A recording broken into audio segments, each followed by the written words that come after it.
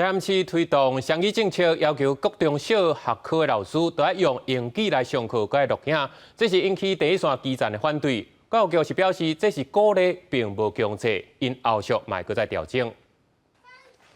老师用英语咧教活动式课程，各校今年的囡仔大家举手发表，课程看起来真深色。这款课时英语的教学认证计划，即阵伫台南市所有不少老师的反对。台南市教育产业工会讲，总统赖清德捌表明中央双语政策爱调整，不过强调学科爱用英语来上。不过台南市教育局由原咧设计划，要求老师上课爱录影，该分无共面向搭配英语，这学校嘛有认证达标的比例。 那无达标的老师就爱参加精灵课程。我是教艺术的，那我就会比较 focus 在我的学科内容跟它本质。英语会放在需要做一个概念统整的时候。你伫咧上课时啊讲一寡英语，啊，种英语是每一节课讲拢差不多，对囡仔英语其实无提升。工会讲，这看起来咧杀双语，不过其实是伤害教学的品质。更加重要的是，因认为这项政策压迫到原来学科，佮有本土语的教学时间。有学者是批评这根本无相关的法源，嘛违反国家语言发展法，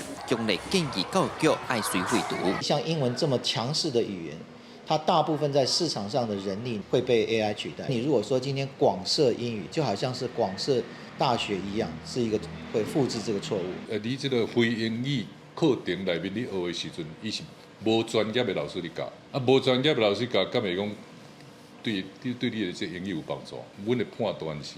应该是愈教愈差。面对批评，教育局回应计划实施适当，是可以要营造学生自然学英语的环境，并无强制学科爱用英语来上。到达全市有2600位老师通过认证，双语教育资源中心有提供相关资源来协助老师教学。好像有些孩子会觉得，老师在上课中用一些课室英语的指导语来引导他们上课，他觉得这样子。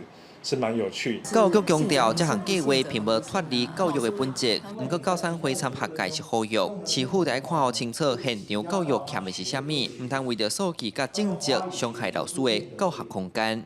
记者从台南采访报道。